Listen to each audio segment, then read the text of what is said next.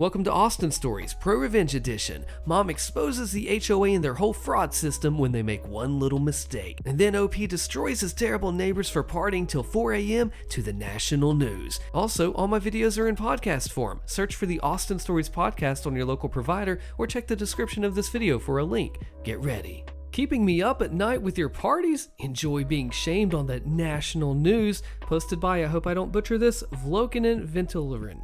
I'm sorry if I did. In September of 2020, the apartment next to mine was let out to two young women, both students. After they settled in for a bit, it turned out that they wanted to have a party.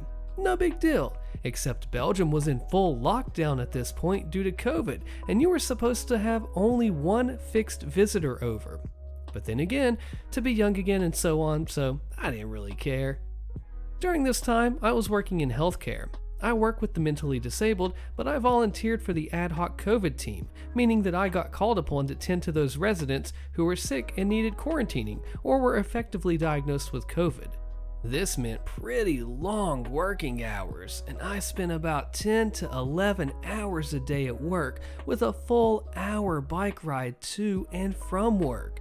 Needless to say, I was pretty tired pretty much all of the time. So I wasn't looking forward to the noise from a party, but I'm pretty chill and I know that living in the city, some noise is to be expected. So they are having their party and I can stand some noise and music. But this party was freaking wild. People shouting full on, in the hallway, wrecking things and so on. And at about 4 in the morning, I introduced myself to the neighbors and asked them when they could expect their company, about 20 people or more, to leave, and if they could refrain from having a party the next day, as I have to get to work and get up at 6 every day. So they promised they would keep it down the rest of the night. They didn't, and that they would not have a party the next day. Plot twist, they did have another party, and then they had one the day after. At this point, I'd been going on a full 3 nights without sleep and I was nearing neurosis. Every night I had talked to the girls and every night they would be full of apologies and stuff, but nothing would change. I also felt terrible when I had to enter their place because it would be absolutely packed with people, and I work with some very vulnerable people at work who I wouldn't want to spread COVID to. This was pre-test, pre-vaccine, pre-much of knowledge that we have now about COVID. Luckily, the weekend came and they went to their parents and I could recover a bit. Suffice to say, I wasn't really liking my new neighbors. During the next few weeks, they refrained from big parties, but they would have a constant flood of people just coming over during the night. And by constant, I mean constant. Like their bell would ring 70 times a night and people would just always be coming and going. And those people would be drunk and loud. Our communal hallway is pretty much an echo chamber because it's all stone and any noise will travel throughout the building. Basically, I couldn't rely on sleeping at night, and it drove me crazy. I could only sleep Friday through Sunday because then they would go off to their parents or whatever. I could not grasp how they could know this many people that would always be coming and going. During one night, while knocking on their door to complain about the noise, I encountered my upstairs neighbor, who's also on Reddit, hi, and decided that we would have to join forces to get this to stop. My neighbor told me some important bit of information. The reason there were people coming and going all the time was because they used their apartment as a makeshift bar and hangout.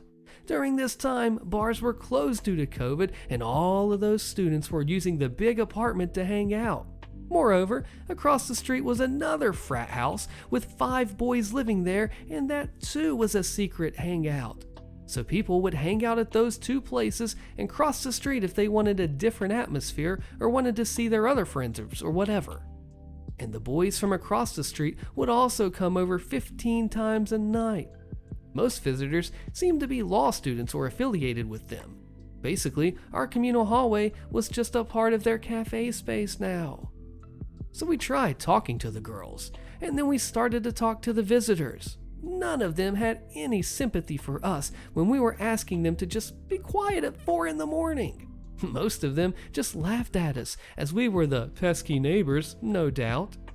Even more of them were just so wasted that they didn't know what they were doing. So we started calling the police dozens of times. Most of the times, they weren't let in and police told us they couldn't do anything. We kept calling as we wanted a record of our calls in the system. Belgium was still in full lockdown at this point, and what they were doing was full-on illegal. Even so, police told us their hands were tied if they would not open the door. When the police couldn't help, I turned to the next best thing. I'm a social worker, and so I have no problems looking up information and calling around to look for help.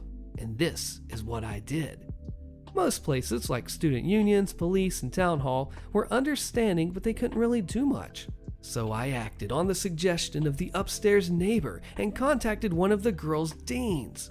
I shot him a nice email about sorry to have bothered him and taking up his time, but I had this big group of students from his faculty ganging up every night, and maybe he wanted to know about it since they were breaking every possible COVID rule that existed at that time. Especially since me and my neighbor were about to go to the papers with this story, as secret lockdown parties were becoming a thing in the papers at this point. This dean called me back right away, and we had a nice talk about our problems. He told me he was on it. So basically what he did was call the law student girl and her parents. Big drama ensued, and we finally got to sit down with the girls, and they finally sounded like they were sorry. Tears were shed, for which I had no patience, to be honest. And we learned that the police had actually been inside a few times and they were issued tickets for having secret parties. Those were 300 euros each a pop, so I had no idea why they didn't just stop. We learned they were not happy because the dean had called them up at 11 o'clock and they were still asleep. To which I said, well, there's your problem. You're still asleep at 11 o'clock. I'm up at 6 every day, and you girls haven't been a bit understanding about that. So we got to feel a bit like we got our revenge, and we got to vent, but we kept it kind of nice and parted in good terms, hoping that this would be it and we could live together as nice neighbors. But if that were the case, I wouldn't be here, right? You'd think that they would have gotten the point now and would refrain from making noise and partying. Well, you'd be wrong. Basically what they did was they moved to the frat house across the street and started partying there. There were slightly less people running to and fro, but the noise was still a problem, and we were now in the middle of the second COVID wave, and these people were meeting up with big groups like crazy, while I hadn't seen a soul in almost a year. Never mind the people at my work who were forbidden from even going to their own friggin' family. The whole thing was just ridiculous. My upstairs neighbor happened to film such a party across the street and had sent the clip to me. We were thinking about going to the press with our story, but we weren't really sure if it would be a good idea. So I posted the clip of the party on the subreddit of our country to test the waters. It got quite some comments and upvotes, and it seemed that most people were also sick of people disregarding the rules and having secret parties. After some talks with the upstairs neighbor, we decided to contact the press and simultaneously go up a step in the university hierarchy and contact the vice rector that had the power to start up a disciplinary case against the students. Now this person is one of 12 vice rectors for a total campus of about 15,000 students, so quite high up. Things moved fast. Local news actually picked up our story from Reddit and contacted me, and we gave some background info. They confirmed with the police that cops had been there dozens of times to their address and across the street and weren't let in most of the time. We mentioned that the university was involved and that we had hoped they would finally intervene. The next day, the piece was on their website. It went viral there and got promoted to the sites of most national newspapers. Its headline was sensational enough, mentioning the dozens of times police had showed up and also mentioning how healthcare workers were being kept up by selfish students. At the same time, the vice rector contacted us to take our statements, which we had already prepared up on paper, and informed us that they would investigate and could possibly start up disciplinary actions. At the same time, more reporters were contacting me throughout the day, and we made sure to mention that to her and link the university the printed articles.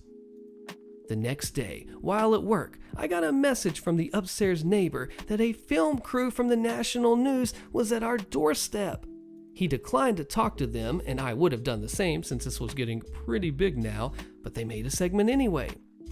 And sure enough, that night at 7, here was my street and a short section about cops standing in front of a closed door a dozen times, and the local press cop talking about the troubles of closed doors.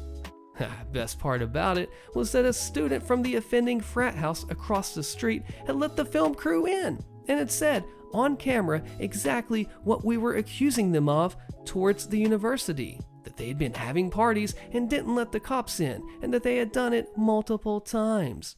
No idea what made him think that was a good idea. Anyway, trying not to make a huge story even longer, the press died down sometime later, thank goodness, and the disciplinary action from the university went through. Before the hearing, we sat down with the girls from our block and cleared some things up. We wanted to live like normal people together, and we tried to make some amends. Because we put in a kinda good word for them, they got the lighter end of the stick. 40 hours of community service and some probation. The guys across the street got 80 hours each, and each had to write us a letter of apology, which I thoroughly enjoyed reading every time I got one. The sad part is, most of them sounded just like dumb young kids, but that was after getting called out on the news and being part of a disciplinary action. But we never wanted to escalate things this far. Some noise is to be expected when living in the same building, and we were never going to these extremes for some expected noises. But these people went to the extremes, and so we were forced to do the same. The rest of the year, a simple message on WhatsApp was enough to silence any noises we had coming from their apartment. If anything, I hope they learn that even very polite and chilled people can become very upset when presented with sleep deprivation and excessive noise. Now I'll play just a few seconds of the video that the OP referenced. You can hear the party definitely in the background. Imagine that at 4 a.m. OP, I think you did great, but you gave them a chance. You tried your best to be like, hey guys, let's just come to an agreement and let's get this thing done. But when they didn't listen, you went nuclear pro on them. Now here's the thing, this was during the COVID lockdown, and they're breaking the law by having these gatherings, endangering each other, and then you, because you work with others sick individuals or those that are vulnerable. And you know what, that was not any care in the world on their part to be able to just put themselves out there and say, oh, I don't care. But you know what, they didn't know, they didn't ask, that was something outside of their realm. They did not think about these things, and still had their parties. And it took the national news, it took the press, it took the school jumping down on them. And even though the police didn't work out for the situation at first, which it kind of did, as we found out with the 300 euro tickets each, you pressed on, OP, never giving up, letting yourself down, turning around, or deserting your ambitions and aspirations. How about that for a reference? OP, you did an amazing job. Way to go sticking to your guns and standing your ground. And of course, to your friend too. Mom takes down the HOA from the inside, posted by Quiet Fangirl. My neighborhood does not have a homeowners association, at least not anymore. When my parents first moved in, my older sibling, maybe 2 years old and with me as a little glowworm, there was an HOA. They took money from the neighborhood in exchange for their services. At first, and for quite a while, my parents just kind of shrugged it off. The HOA shoveled the snow off the streets in the winter, and they dealt with trash collection, so they were doing something worthwhile, right? Haha, no. The city controlled the snow plows and the garbage trucks, not the HOA. But still, there was the illusion of effort. And besides, one summer, they decided to contact a company to plant new trees all over the neighborhood. The fact that the company was owned by the son of the head of the HOA was totally coincidental. The trees were the beginning of the end for the HOA. Why? Well, my grandmother on my dad's side was visiting when they came around to plant the trees. My grandma, who is a certified master gardener. And so, she stared through the windows of our house as the guys planting the trees just dropped the saplings on the grass, still with their roots inside the bag that they came in.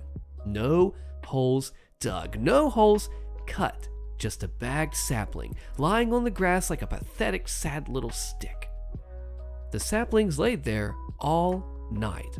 No one came back to actually do their job and plant them. My master gardener grandma mentioned offhand that those saplings were going to die unless they got in the soil. And something clicked in my mom's head. She was paying the HOA money, actual money, every month while both she and my dad worked, taking care of two very little kids, sending us to daycare and preschool and arranging babysitters and feeding us. And the homeowners association was just gonna pull this half-butt bullcrap instead of do what she's paying them for? No freaking way. So she showed up to the head of the HOA's house and basically demanded that the trees get planted properly, like she's apparently paying for them to do. The head of the HOA, so excited for someone actually caring about the neighborhood, made their second mistake. They asked if Mom wanted to join the HOA. She agreed. The trees were planted, but most didn't make it. My grandma was right. First things first, my mom showed up to the next HOA meeting. There were like 5 people there. No wonder they asked Mom to join. They desperately needed the people. So Mom looked at this collection of white people, herself included, who weren't even paying money to the HOA like the rest of the neighborhood. All the contractors the HOA called in were close relatives of other HOA members, and they weren't paid by the HOA. After all, they're family. So my mom started digging. She spent pretty much a full summer taking down the HOA before she had to go back to teaching in the fall. With me carted along after her and my sibling old enough to be in school or daycare, she dug through the years of paperwork detailing the HOA's financial situation. And she found something extremely enlightening. The HOA didn't actually do anything. Well, they didn't do anything to the benefit of the community. Everything they claimed to do was either covered by the individual homeowner or by the city itself. So they were collecting money from all the neighborhood residents under false pretenses. And actually, they weren't even supposed to be in our neighborhood. Their association zone was a whole different neighborhood. So, what is a working mother of 2 small children to do while her husband is off at work and she's off for the summer? She goes door to door with pamphlets, me and my sibling in a stroller as she weaves her way through the neighborhood blocks, pamphlets explaining the situation and how to stop paying for services you'll never get. Pamphlets that are, of course, written in both English and Spanish to account for the high amount of Latino and Hispanic people in our neighborhood. And naturally, she got a lawyer and an accountant. It put a major dent in her pocket, but if it meant the entire neighborhood wasn't exploited for money each month, it was worth every penny. Another HOA member helped her sift through the documents and the data and pass out pamphlets and encourage people to show up to the meetings, but had to back out because of work-related reasons. My mom rolled up to the courthouse, flanked by the lawyer and the accountant, her kids safe at home with her husband, and had more than enough evidence to get the homeowners association the heck out of her neighborhood, expose the fraudsters for the frauds they were, and make sure that no HOA would ever push their luck in our neighborhood. It's been almost 19 years, and no one's even tried making another homeowners association in our neighborhood. I just have to stop and breathe for a second, because you go from the start of this story saying, all right, cool, HOA revenge, ProRevenge, I'm ready for this, man. What kind of Karen we seeing today? Turns out, oh, they're actually not planting trees. Really? That's what this is? And then you go on, and you have an expert in trees, literally, that they're doing this in front of their house, and she sees this is wrong. Oh, they do more digging. Oh, they're actually making us pay money, and they're not doing what they're supposed to do. Literal fraud, illegal activity. And then you dig deeper and find out this has been going on for a while. We got some major problems here. And then you go and expose them all with a lawyer and an accountant, and then completely destroy the HOA from the inside, literally getting in, infiltrating like it's a spy job or something, ripping and tearing it all out from the inside, and then destroying it for good, ruining it. 19 years, and no one has come back for blood again from this mom. This mom taking care of her kids. That's that motherly instinct kicking in and destroying the HOA. Way to go, OP and mom. HOA Karen and cheating ex team up to commit fraud against my name to the HOA, so I get revenge. Click on the video so you don't miss this insane story and the fallout, and I'll see you there.